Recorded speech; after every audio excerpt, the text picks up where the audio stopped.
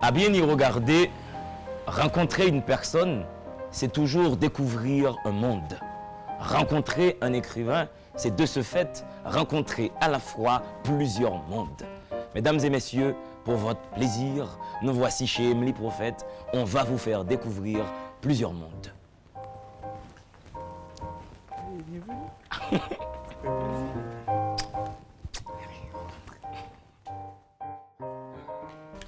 Alors, ici, on a remarqué qu'il y a beaucoup de tableaux. Ah ben oui, c'est sûr, oui, on aime ça.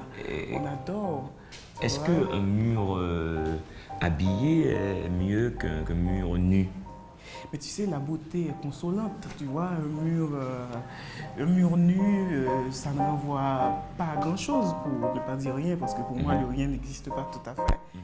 Et puis ici, j'ai entrevu un petit jardin. Ah, c'est pas un jardin ordinaire, c'est un jardin d'orchidées. Ah ben voyons ça. C'est un jardin d'orchidées. Un jardin d'orchidées. Ah ben oui, hein, c'est un jardin d'orchidées. Moi, je ne saurais pas te dire leur nom, mais en tout cas, je constate, et tu peux constater avec moi.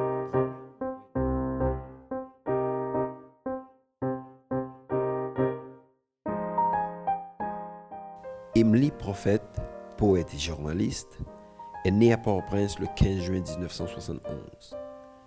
Après des études de droit et de lettres modernes, elle anime une émission musicale à la radio et travaille dans la publicité. Ses premiers poèmes ont paru dans Chemin Critique, Le Nouvelliste, Cultura et Bouture. Des marges à remplir à son premier recueil de poèmes.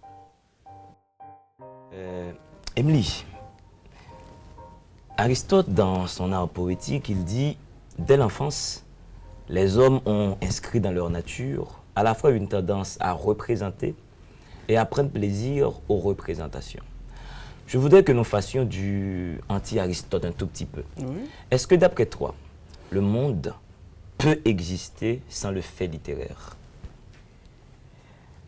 Non, parce que le rôle du fait littéraire, c'est de réinventer le monde. Et le monde doit être une réinvention constante. Donc, le monde ne peut pas exister sans le fait littéraire. Et je ne sais plus qui a dit que la plus réussie des sciences humaines, c'est la littérature. La littérature nous aide à comprendre beaucoup de choses. On est dans la tête des gens. On comprend la nature humaine au-delà de ce qu'on voit, au-delà de ce qu'on dit. Donc, on explique trop de choses avec la littérature. Dans le dernier numéro de Démembré, tu as sur l'occupation américaine. Voilà, tu as une contribution. Et tu écris comme carrément insipide. J'ai des questions face à cette perte de sens général. Quelles seraient ces questions, Émilie? Bon, là, je suis là, c'était une introduction au texte pour parler de l'occupation américaine. Parce que Haïti, on oublie souvent que nous n'avons que 211 ans comme État-nation. Et on se dit, 34 ans de l'occupation américaine, quand même, ça a joué un rôle, c'est certain, dans l'évolution du pays, l'évolution historique, l'évolution sociale. Et là, nous sommes dans une perte de sens. On arrive difficilement à expliquer pourquoi les choses n'arrivent pas à aller et dans le sens où elles seraient favorables à tout le monde. Donc, j'ai des questions par rapport à cette perte de sens et ce que je vais dire est plutôt fort, à cette déshumanisation. Parce que j'ai l'impression, tous les jours, je ne suis peut-être pas la seule à avoir cette impression, que nous sommes constamment, 10 fois, 100 fois par jour, nous tous, dans un pays, en train de jouer à la roulette russe. Oui, malheureusement. Que se passe-t-il? Est-ce que, en ce sens, l'écrivain, pour toi, serait un travailleur de la mémoire? L'écrivain, c'est un travailleur de la mémoire, c'est quelqu'un qui interprète les choses. Ce n'est pas une interprétation scientifique et il ne va pas chercher les faits dans leur exactitude, mais il parle des faits et il est... en fait, l'écrivain interprète une histoire très, très intéressante. C'est l'histoire de l'individu. Là, je pense à Kundera. Donc, il interprète, il essaye il crée des remparts contre l'oubli. Donc, il va vers des individus, vers des groupes, il parle d'eux, mais l'écrivain n'a pas forcément la vérité, il a des vérités. Il propose des vérités et des interprétations qui sont extrêmement utiles et qui aident à comprendre des époques, des peuples, des générations, des façons de vivre, des façons d'être et des façons de vouloir être. Donc, de ce fait, est-ce que tu dirais que l'écrivain est dans cette obligation que d'agir en fonction de son propos? L'écrivain n'est dans aucune obligation et c'est ce qui fait que l'écrivain pour moi est important. L'historien est dans une obligation, le sociologue est dans une obligation, mais l'écrivain n'est dans aucune obligation. Il y a beaucoup de salopards comme écrivains et beaucoup de personnes intéressantes ou de personnes incomprises maintenant qui vont l'être dans 20 ans, dans 30 ans, dans 40 ans. Donc l'écrivain n'est pas dans une obligation. La seule obligation, parce qu'il y a quand même une obligation, la seule obligation, c'est de s'exprimer et c'est peut-être pas une obligation, c'est un besoin. Parce que l'écrivain est dans un besoin de s'exprimer, dans un besoin de parler, dans un besoin de comprendre, dans un besoin d'interpréter, dans un besoin de proposer et de parler de l'autre, souvent de lui aussi, mais de parler de l'autre.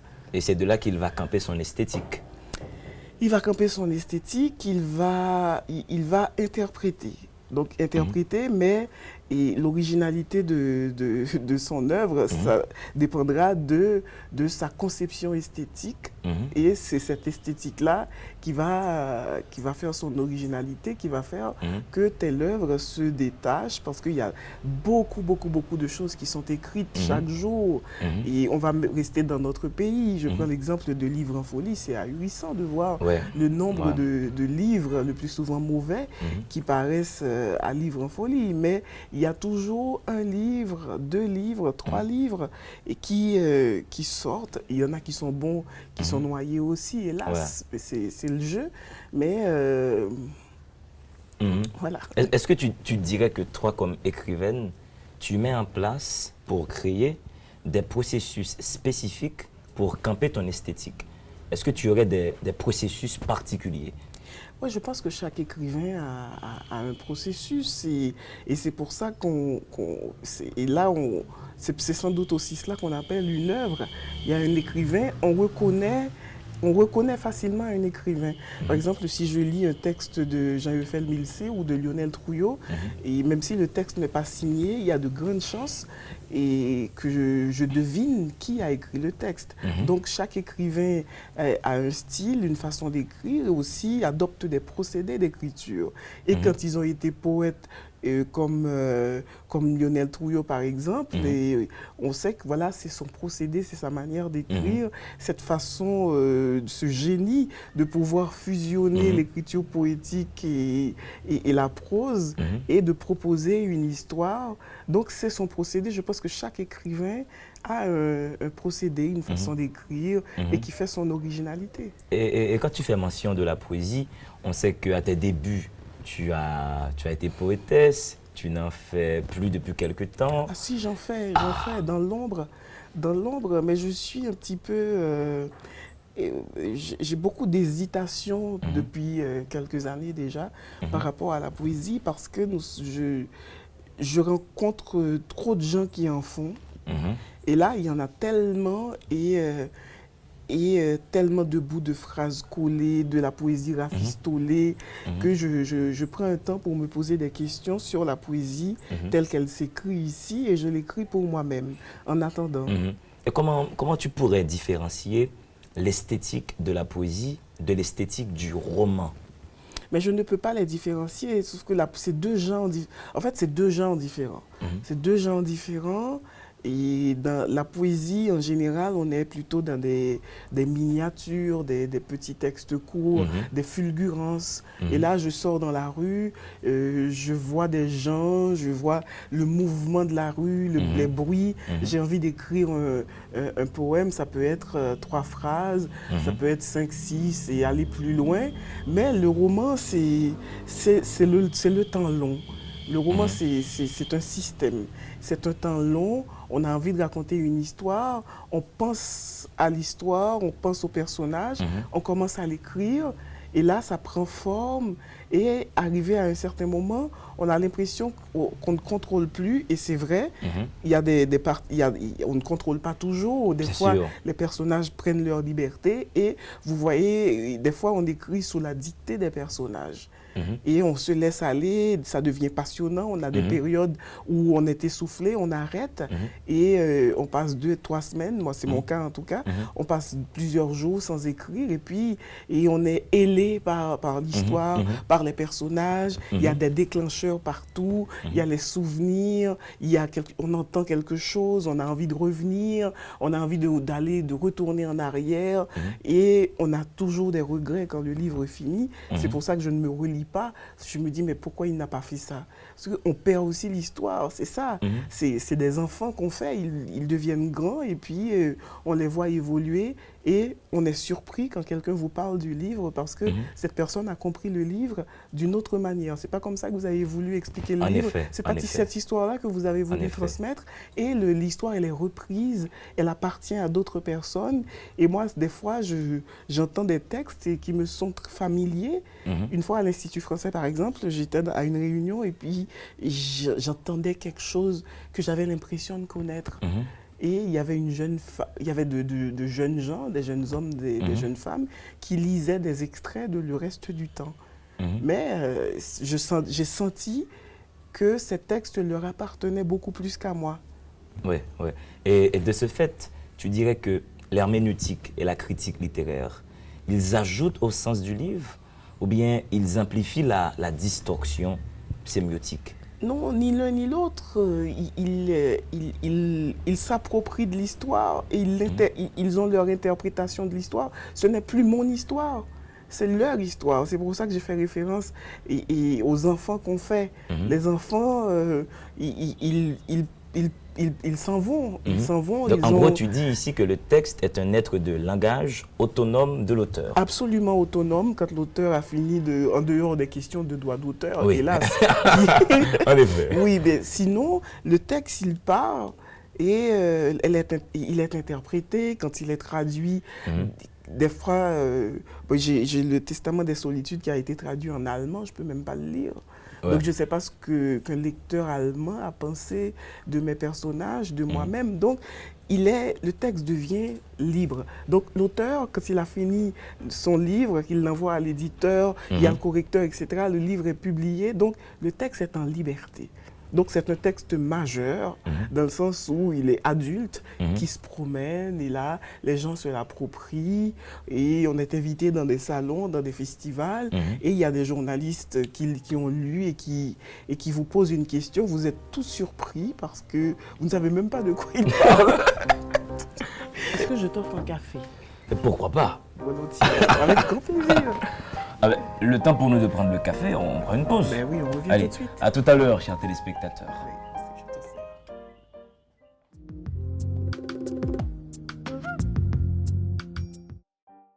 Depuis tes yeux, le vide est à réinventer. Voici un vers très connu, très aimé, très apprécié.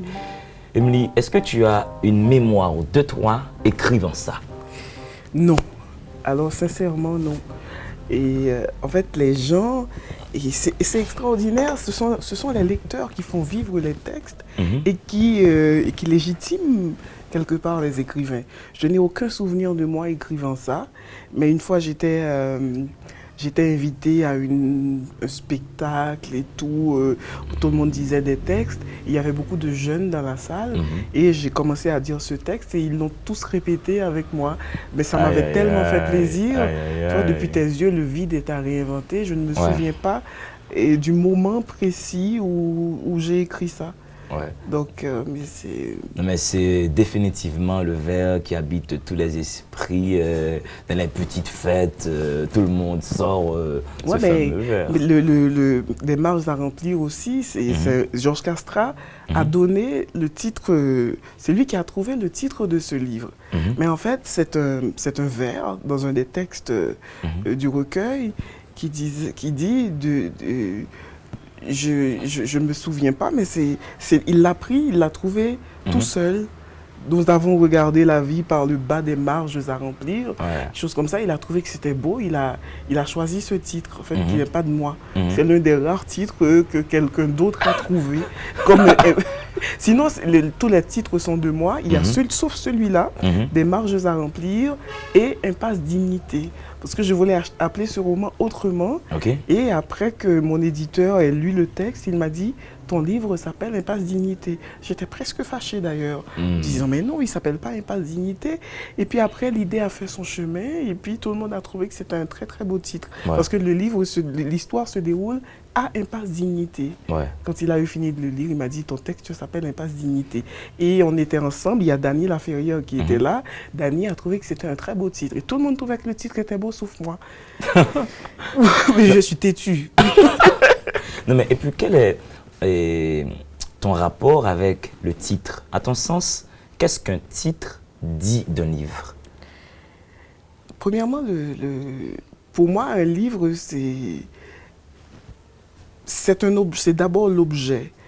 La présentation du livre et le titre invitent à le lire. Le titre est extrêmement important dans un livre. Et si vous allez sur des sites, il y a même des petits livres, les plus beaux titres de romans.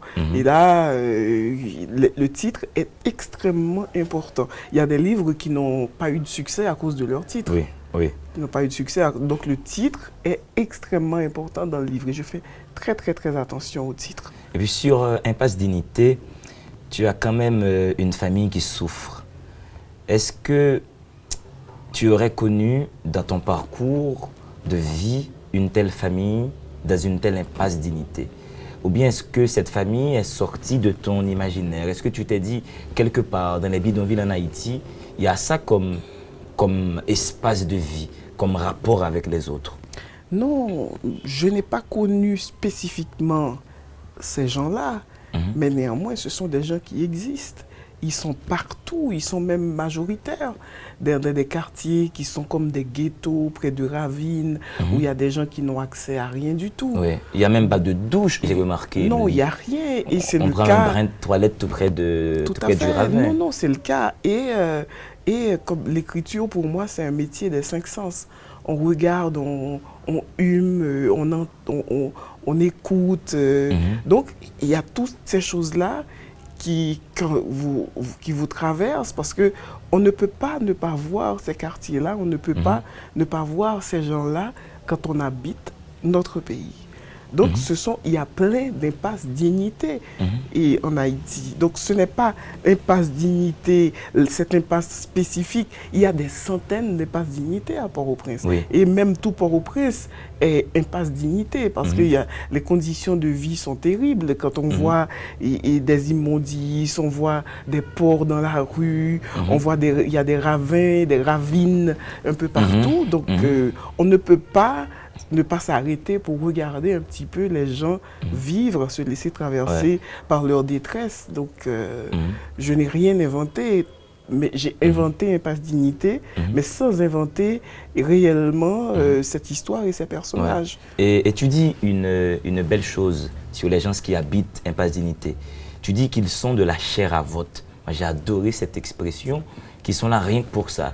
Quand il y a les élections, on les mobilise. Quand une ONG veut justifier ses actions. Tout à fait. On les prend en photo, on imprime des t-shirts qu'ils portent. Et voilà, ce sont des gens qui, la plupart du temps, n'existent pas. On a vu ça avec le tremblement de terre. On a vu sortir des quartiers populaires des milliers de gens qui sont allés sur les places publiques. Ce sont des gens qui n'ont accès à rien, je me répète. Donc ce sont des gens qu'on oublie, sauf quand il y a des élections, on sollicite leur vote, on leur promet plein de choses. Et aussi, ce sont des gens qui sont très souvent manipulés. Et ce sont eux qu'on voit dans les manifestations, ce sont eux... mais c'est de la chair à vote. Et tu dis aussi que les ONG capitalisent sur la misère de ces gens. Ah, tout à fait. Les ONG capitalisent sur la misère des gens. Ce sont ce sont des gens qui sont en train de chercher la misère un petit peu partout. Ils photographient les gens, ils montrent les pires images et ils vont montrer ces images, ils vont solliciter de l'argent en disant voilà ce qu'on est en train de faire. Mais si les ONG pouvaient résoudre les problèmes de ces gens-là, on le saurait. Parce qu'il y en a des milliers ici d'ONG, surtout après le tremblement de terre. Il y a plein de gens qui sont arrivés, plein d'experts, entre guillemets, et on a vu comment ça s'est passé. Et on a aussi eu beaucoup de témoignages, et ils n'ont rien pu résoudre. Ils n'ont rien pu résoudre. Et donc, tu mets ton écriture un peu dans ce système utilitaire. C'est une écriture qui doit dire ce qui se fait. Pas forcément. Moi, je n'ai pas la prétention de dénoncer ou tout simplement, je parle, je suis dans le constat. Je suis dans le constat, il y a une histoire qui se raconte d'elle-même.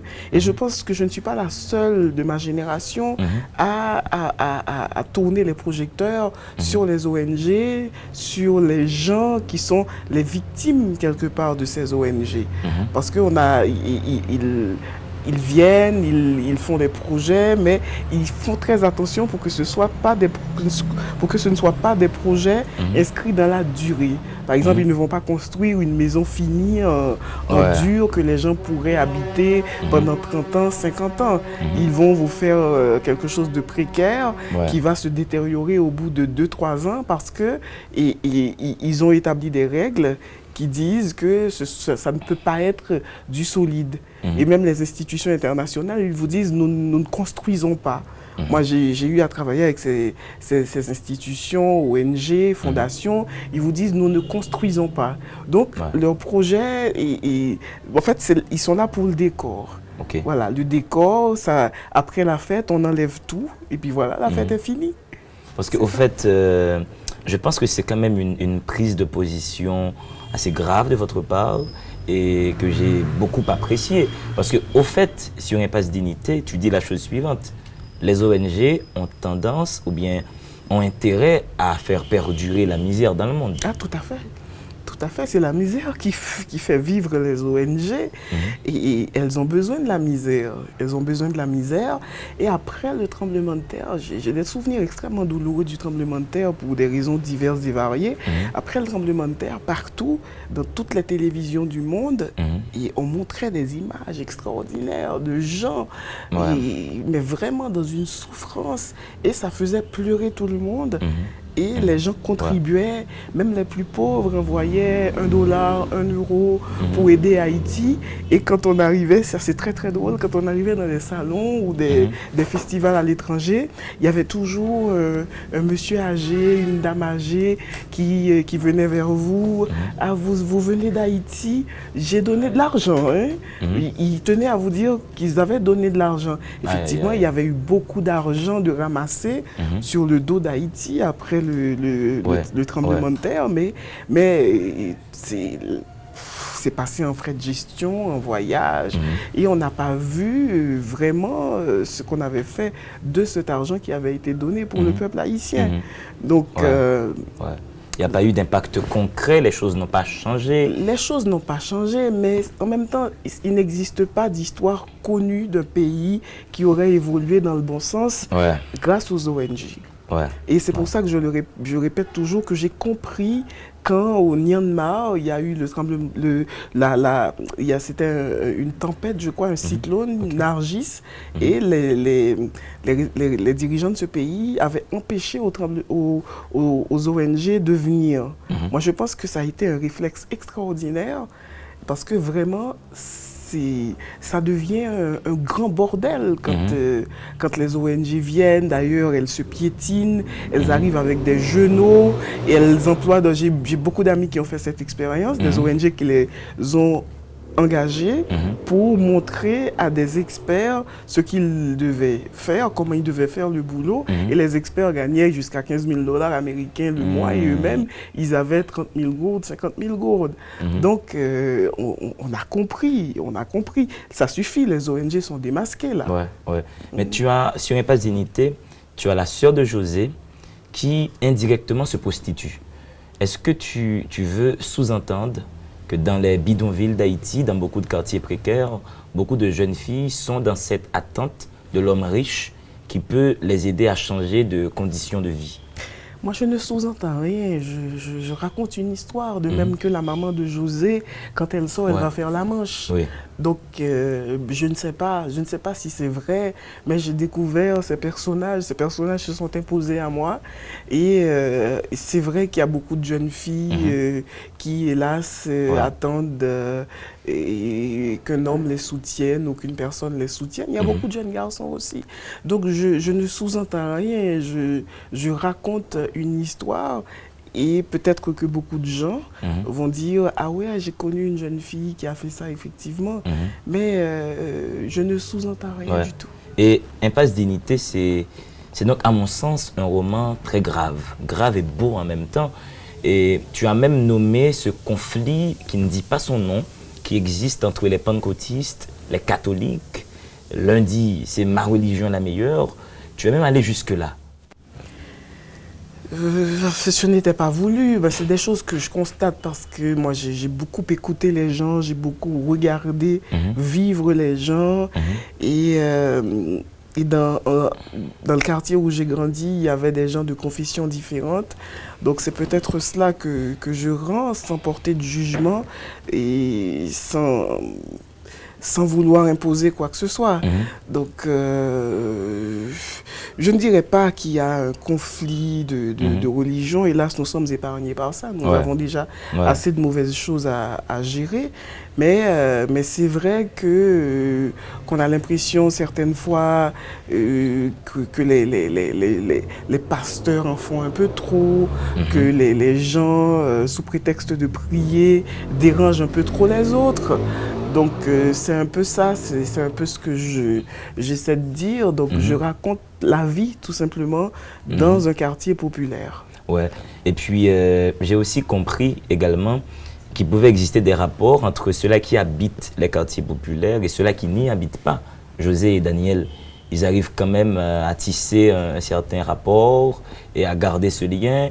Et il y a quand même dans cette relation-là des choses non dites. José qui ne veut pas déclarer son drame à son ami. Ben oui, c'est comme ça. Il y a, des fois, on n'a pas envie. Quand on était petit à l'école, on avait des fois de très mauvais moments, mais on n'avait pas envie que le camarade sache ce qui se passe à la maison. Il faut montrer le beau côté de la vie.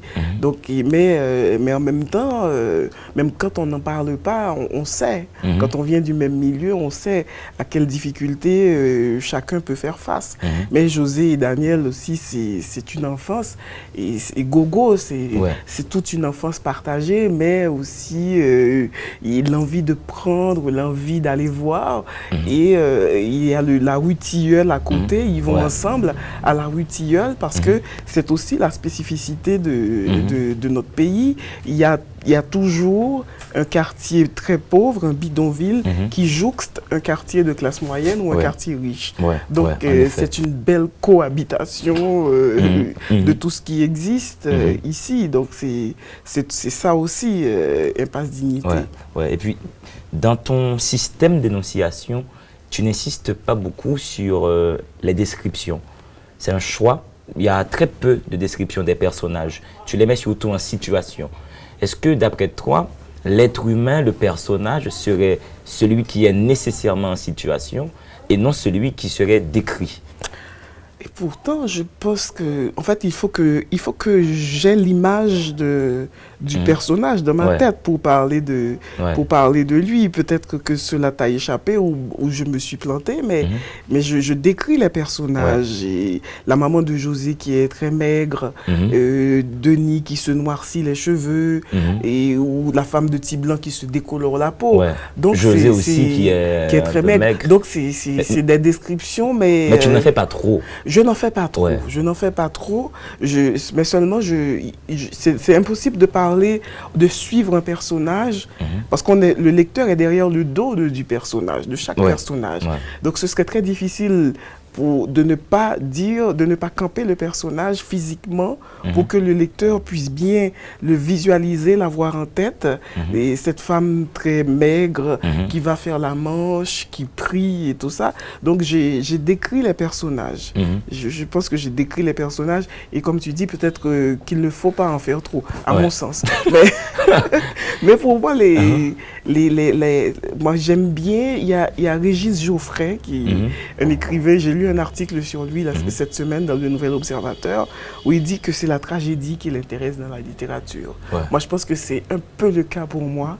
Et là, je le découvre de plus en plus qu'il y a toujours des personnages tragiques, ou des situations tragiques. Même notre pays est tragique. Un peu comme Milan Kundera qui dit que l'esprit du roman est l'esprit de la complexité. Chaque roman dit au lecteur, les choses sont plus compliquées que tu ne le penses. Impasse Dignité. À quel niveau ce livre dit les bidonvilles comme ils n'ont jamais été dits? Lionel Trouillot, dans un des numéros démembrés qui précède celui que tu avais en main tout à l'heure, il a fait un texte qui s'appelle La revanche des pauvres. Et ce texte est sur 2 romans, le roman de Henri Quénol, Le désespoir des anges, et Impasse Dignité. Ce n'est pas souvent en Haïti qu'on trouve des romans qui se déroulent dans un bidonville.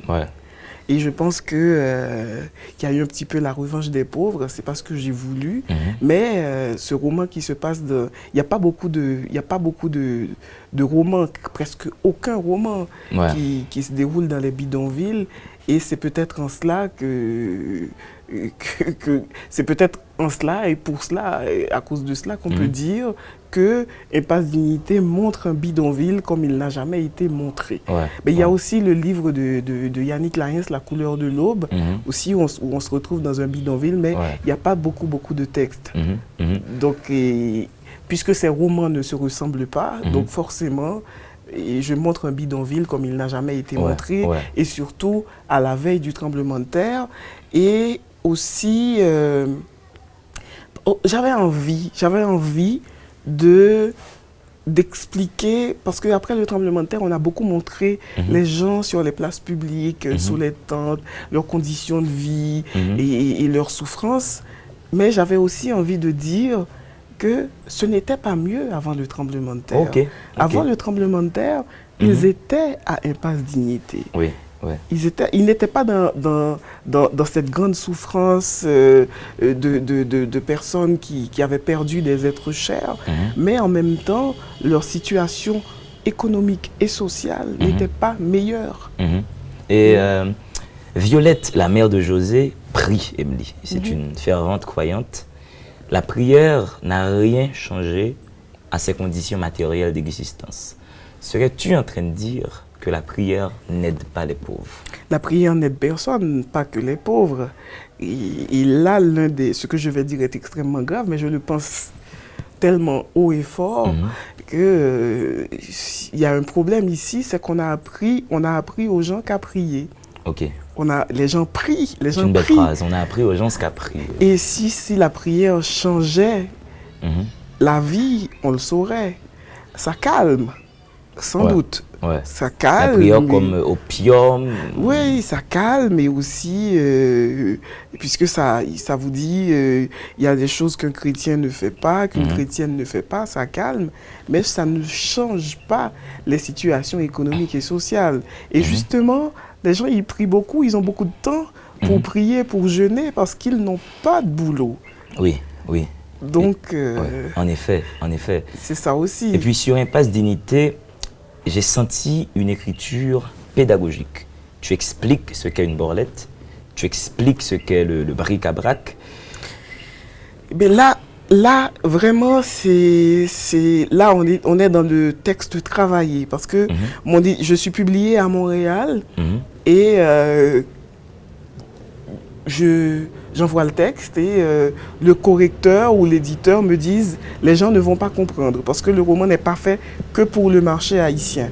Donc, quand vous parlez d'un bric-à-brac ou d'une borlette, il faut expliquer aux Québécois, aux Français et aux Réunionnais ce que c'est. Donc, ça, c'est l'édition qui a exigé après coup que j'explique un petit peu pour que les gens qui lisent puissent comprendre. Sinon, il aurait fallu mettre un glossaire derrière pour expliquer bric-à-brac. Et là, c'est plus compliqué. Donc, il vaut mieux aller tout de suite dans les explications et dire... Parce que si c'était pour un public haïtien exclusivement, on n'en aurait pas besoin. Qui ici ne connaît pas la borlette? Oui, et puis la borlette, les bric-à-brac qui sont au fait très présents à Dignité. Et tout le monde a une télévision, tout le monde a même une casserole. Tout à fait. Et Tiblanc, comme personnage, devient le roi du quartier parce qu'il tient un bric-à-brac. Ah oui, tout à fait. Mais dans les quartiers populaires, les quartiers de classe moyenne, tu vois, les gens, ils doivent engager des choses contre de l'argent. Et tu dis, Emily, que c'est là leur seul moyen d'avoir accès au crédit. Ah ben tout à fait, ils n'ont pas accès au crédit. Même les classes moyennes en Haïti n'ont pas accès au crédit. Les choses s'améliorent un petit peu depuis quelques années, mais on n'a pas accès au crédit. C'est la croix et la bannière pour avoir un crédit. Est-ce que l'écriture d'Emily porte la misère d'Haïti? Non, j'espère que non. J'espère bien que non. En fait, je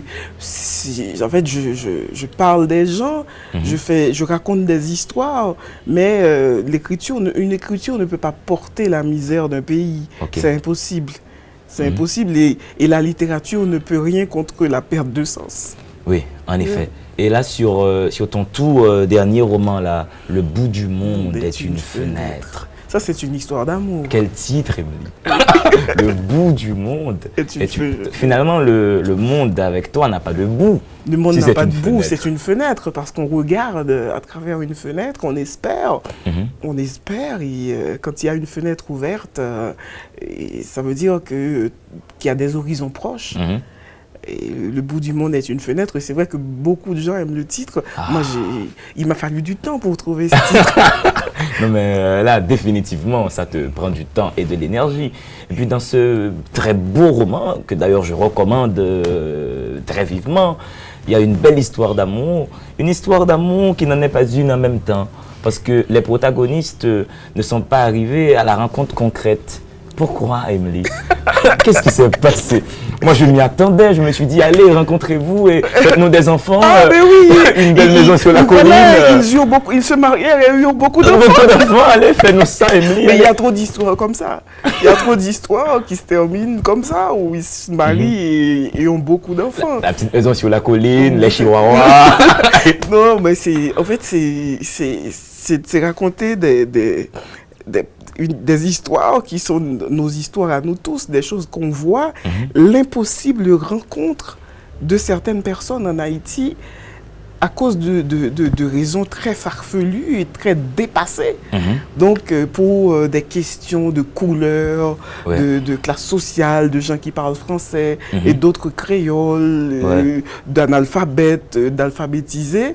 Donc, c'est l'impossible rencontre, l'impossible harmonie après 211 ans d'indépendance. C'est un petit peu ça le fond de l'histoire. Des gens qui se regardent de chacun de côté de la rue et qui sont incapables de traverser cette rue pour des raisons ridicules. Et tu as une mulâtresse qui épouse un homme qui n'était pas de sa condition. Les parents meurent peu de temps après. Et puis cette mulâtresse qui finalement rentre carrément dans une schizophrénie, qui s'invente un amant. Nous sommes dans quoi là, Emily? Nous sommes dans une belle histoire d'amour, puisque deux jeunes personnes vont s'aimer de loin, s'aimer de loin et vont se parler. Vont se parler chacun dans leur monde, ces mondes qui ne peuvent pas se rencontrer, Flamme d'Ifé et un quartier de Turgeau. Mais en même temps, et tout ce qu'ils ressentent, tout ce qu'ils se disent, à part eux, c'est une forme de rencontre. C'est une forme de rencontre lointaine, mais aussi j'ai essayé de raconter le pays. Ouais. Moi, j'ai envie de raconter ce pays, de raconter ce que je vois, de raconter ce que j'entends, ce que je sens. Et là, il faut voilà, il faut dire, il faut essayer de rapprocher les gens, de rapprocher les choses et surtout de les mettre face à ces choses qu'ils n'arrivent pas à atteindre. Ouais.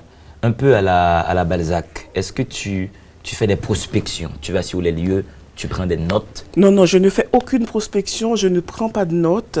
Ben, j'écris avec mes souvenirs. Ça veut dire, j'accumule des souvenirs, des fois sans m'en rendre compte. Je regarde, j'assiste à une scène, je vois une maison, je vois un jardin. Et même quand j'ai l'impression de ne pas avoir vu ces choses-là, ce sont des choses qui s'installent comme si je faisais, malgré moi, des bases de données. Et puis, je sors ces données et j'écris avec.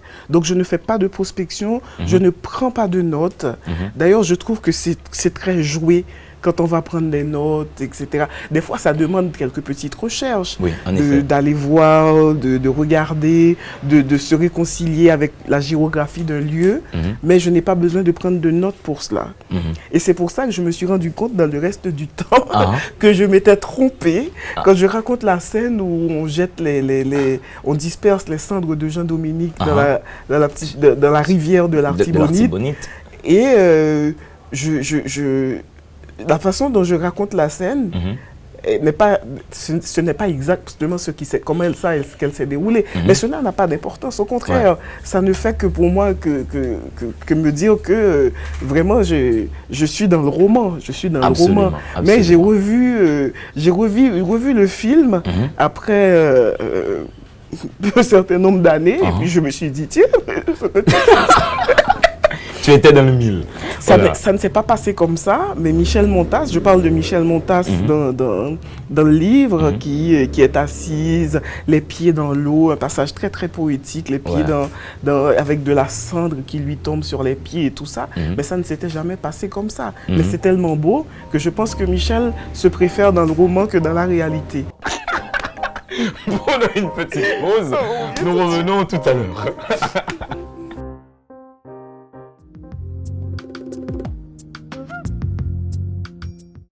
Émilie, tu as un village dans ta littérature, Suzanne, qu'on trouve dans le Testament des solitudes, qu'on trouve dans Le bout du monde est une fenêtre. Est-ce que tu veux faire de Suzanne... Macondo? Ah ben j'allais justement le dire. Est-ce que c'est le Macondo haïtien? J'aimerais bien, mais Suzanne, je n'ai jamais été à Suzanne. Mais Suzanne existe. Ma grand-mère est née, ma grand-mère est née à Suzanne, ma grand-mère maternelle. Et quand elle s'est mariée, elle est venue habiter à Gros-Marin, qui est tout près de Cavaillon, dans le sud. Et elle parlait souvent de Suzanne. Et petite, je trouvais que c'était joli, c'est un joli prénom de femme, Suzanne. Et dans ma tête, je me suis dit que, en fait, j'ai visité Suzanne. J'ai inventé un peu Suzanne que je n'ai pas connue. Mais là, un jour, j'irai à Suzanne. Et les habitants de Suzanne s'appelleraient comment? Alors là, je n'ai aucune idée. Va-t-on jusqu'à dire Suzannienne? Peut-être.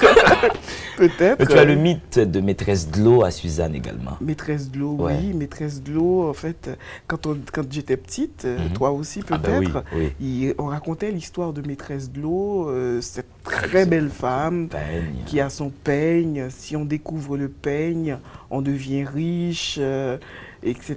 Donc, j'avais envie de faire revivre Maîtresse de l'eau. En fait, Maîtresse de l'eau s'est imposée à moi quand j'ai décrit Rose.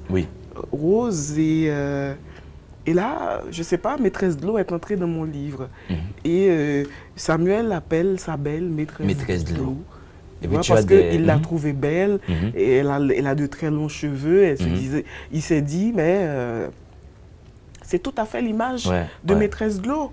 Et tu as des bribes de chansons vaudou aussi. De chansons vaudou, oui, oui. Parce que j'aime beaucoup le répertoire vaudou et j'écoute des chanteurs comme Erol Josué, comme Jean Coulange, James Germain.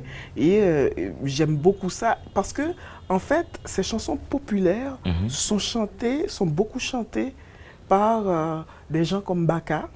Oui. Baka qui est un beau personnage Oui, dans le ouais. reste pas le reste du Le temps, bout le du bout monde du est monde une- est une une fenêtre. définitivement. Donc Baka, il chante des chansons vaudou, il traverse la nuit avec des chansons vaudou, parce que les chansons vaudou, moi petite, je voyais des gens, je côtoyais des gens quand ils avaient du chagrin, ils chantaient des chansons vaudou.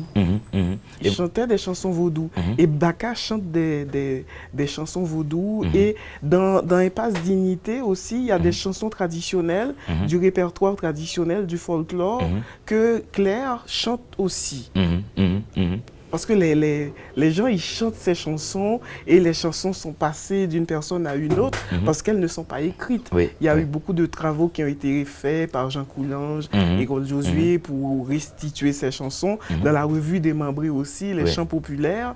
Mais Ont une place, ouais. les chants populaires ont une place. Mais ce sont des chansons extrêmement importantes. Hein. Ouais. Et puis tu dis aussi, tu montres un peu dans ce roman qu'on peut bien habiter avec quelqu'un et ne pas le connaître. Samuel est son bienfaiteur.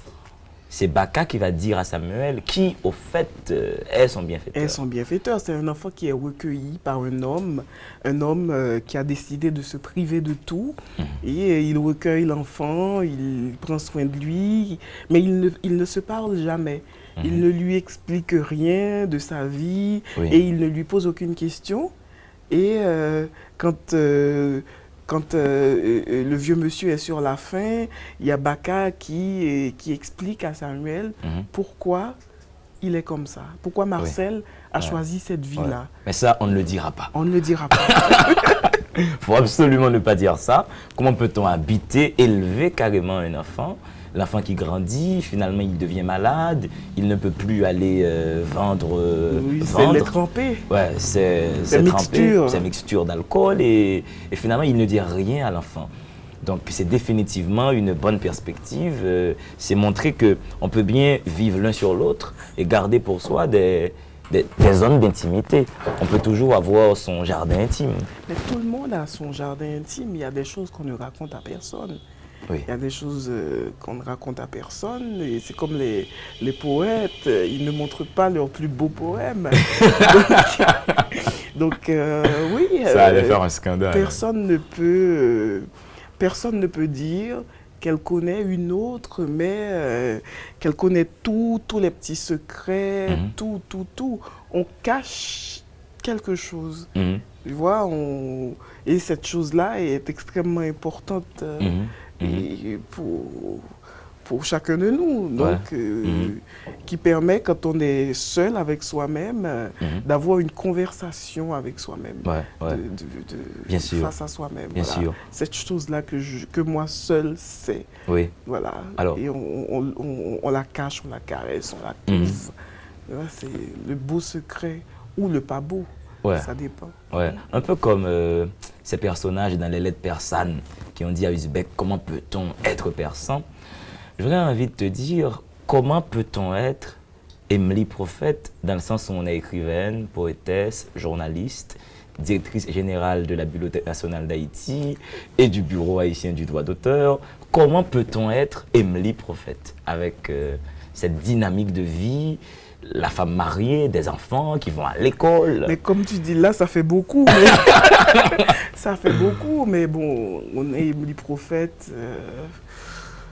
On est Emily Prophète déjà parce qu'on aime la littérature, parce qu'on a la possibilité d'écrire, parce qu'en fait, il y a beaucoup de choses autour et ça semble énorme, mais en fait, je ne suis que ça.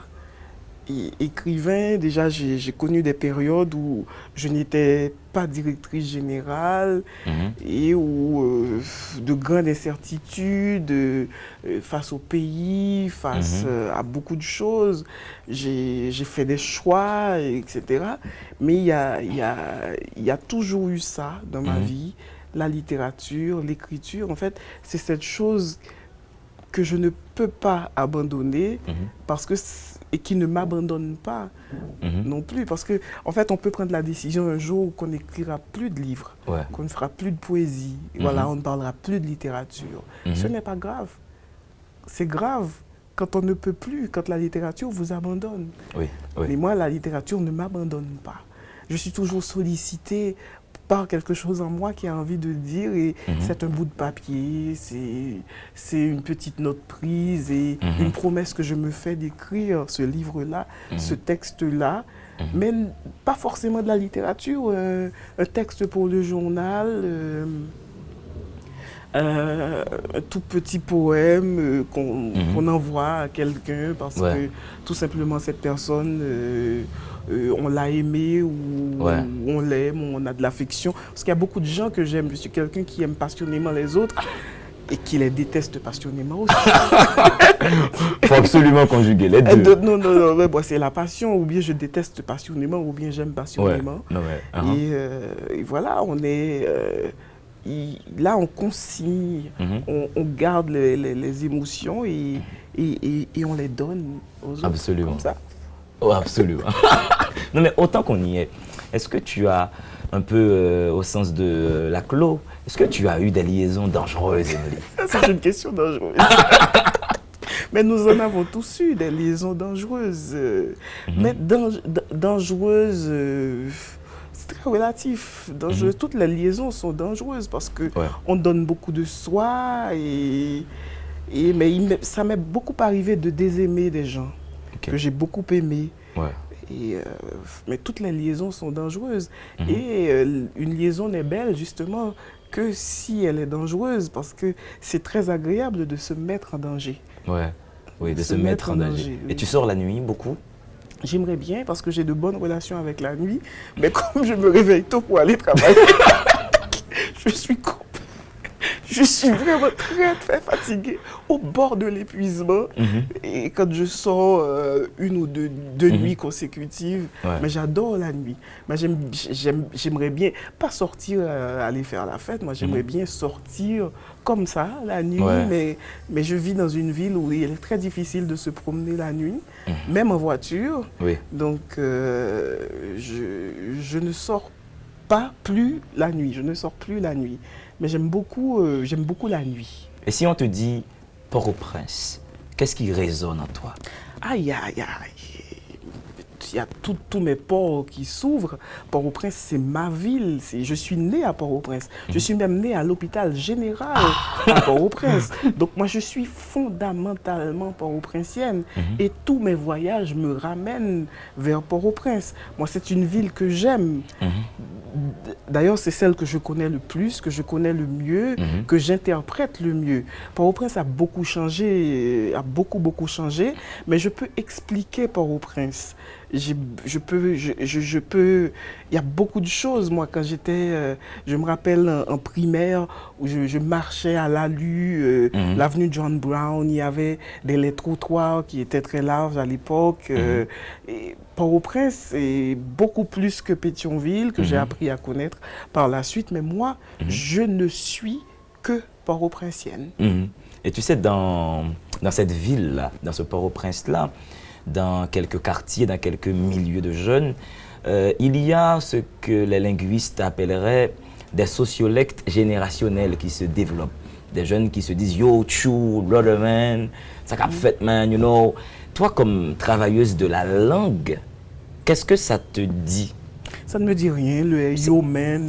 Cette langue qui n'est ni créole, ni français, ni moi, anglais. il faut que la langue évolue, je n'ai pas de problème. Des fois, je ne comprends pas trop et certains mots qui sont utilisés. Et je ne sais pas pourquoi ils sont utilisés, comment ils sont nés, mais c'est une excellente chose que la langue évolue. Donc, mais moi, je suis pour qu'on dise les mots et les choses comme ils sont, comme elles sont. Moi, je dis beaucoup de gros mots, même à la radio. Je fais une émission. Moi, je ne me prive pas de putain, de bordel, etc. Moi, je dis les mots. Quand ils sortent, il faut les laisser sortir, les laisser décrire l'état d'esprit, le moment et tout. Donc, mais j'avoue mon retard par rapport à ces langages.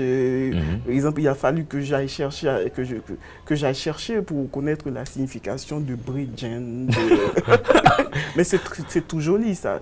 C'est très intéressant et ça montre que les choses évoluent, que le créole évolue, qu'il y a des vies parallèles à la mienne et qu'il faut que j'aille explorer. Absolument. Des façons de vivre. Absolument. Quand tu écris, Emily, quels sont tes rapports avec les écrivains de ton panthéon? Ceux-là que tu adules. Est-ce que tu peux les lire quand tu écris? Quand j'écris, je ne lis pas. Quand je lis, je n'écris pas. Moi, ce sont des activités qui ne se rencontrent pas. Il y a beaucoup d'écrivains que j'aime, mais je ne lis pas quand j'écris. Sinon, ça parasite ma littérature. Donc, quand je lis, quand on me voit en train de lire, ça veut dire que je n'écris pas. Par exemple, là, j'ai un livre qui vient de sortir.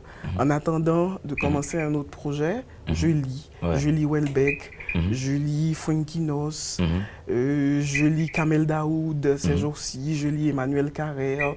Et je m'apprête à lire le prochain roman de Ketli Mars. J'ai déjà lu celui de Yannick Laens. J'ai eu le plaisir, le privilège de lire le prochain de Lionel sur manuscrit. Donc, je lis et je lis aussi beaucoup pour faire mon émission de radio. Ça demande beaucoup de lecture, beaucoup de préparation. Donc, quand je rentre, je lis et je relis Georges Anglade, que j'aime beaucoup et qui m'a bien fait rire. J'ai lu l'audience de lui qui s'appelle Haute Trahison, qui se trouve dans les Blancs de mémoire récemment, que j'ai beaucoup aimé. Et je lis, voilà. Emily, ça c'est la question. Si tu dois mourir, tu partirais avec quelle phrase sur ta bouche? Tu dirais quoi avant de partir? Mais je ne veux pas mourir tout de suite.